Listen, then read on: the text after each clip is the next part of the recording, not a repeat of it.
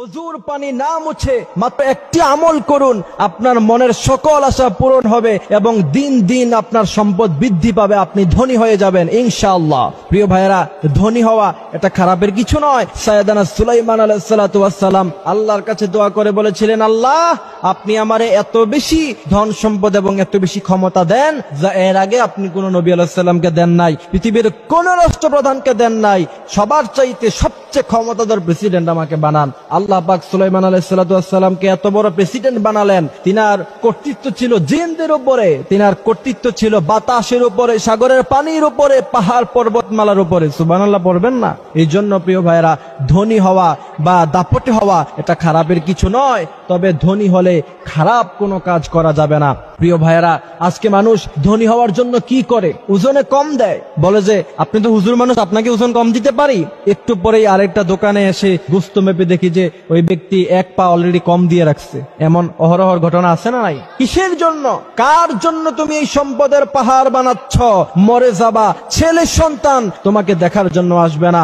19 COVID-19 সময় যখন সন্তান মারা গেছে, বাবা দেখতে আসে নাই, বাবা মারা গেছে, বৃষ্টির মধ্যে বাবার লাশ রাস্তার মধ্যে ফেলে রেখেছে, ধরতেও আসে নাই সন্তানেরা। এমন অহরহর কোটিপতিদের ঘটনা পত্রপত্রিকায় আসছে, নিউজে আসছে, আমি দেখেছি আর অবাক হয়েছি।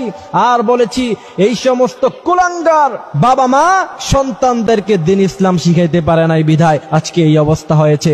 এই জন্য প্রিয় ভাইয়েরা, সন্তানদের জন্যই তো মানুষ টাকা পয়সা ইনকাম করে, তবে সেটা হালাল ওয়েতে হতে হবে। যদি হারাম ওয়েতে আপনি ইনকাম করেন, আল্লাহর কাছে জবাবদিহিতা করতে হবে। মনে রাখবেন, এই সম্পদের পাহাড় বানিয়ে যাবেন, মৃত্যুর পরে সন্তানেরা এই সম্পদ নিয়ে আমোদ ফুর্তি করবে, আপনার কথা মনেও রাখবে না।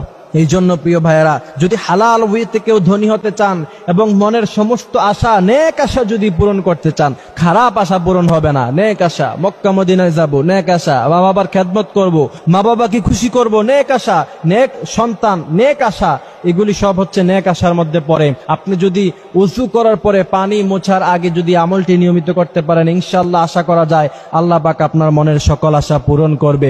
এক সাহাবী রাদিয়াল্লাহু তাআলা আনহু আল্লাহর নবীর কাছে এসে বলছেন, ইয়া রাসূলুল্লাহ, খাবারের মতো টাকা নাই, খাবারের মতো পয়সা নাই, জামা কেনার মতো পয়সা নাই, কি করব?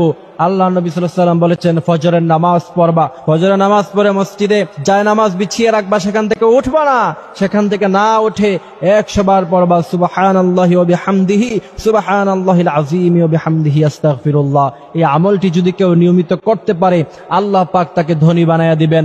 ওই সাহাবী কিছুদিন পরে আল্লাহর নবীর সাথে দেখা হলো। আল্লাহর নবী বললেন, সাহাবী খবর কি, কেমন টাকা পয়সা হলো তোমার? ওই সাহাবী বলছেন, ইয়া রাসূলুল্লাহ, যেদিন থেকে আপনি আমাকে আমল শিখিয়েছেন সেদিন থেকে আমি এত বেশি ধনী হয়েছি, এখন আমি যাকাত মানুষদেরকে দিতে পারি। সুবহানাল্লাহ পড়বেন না?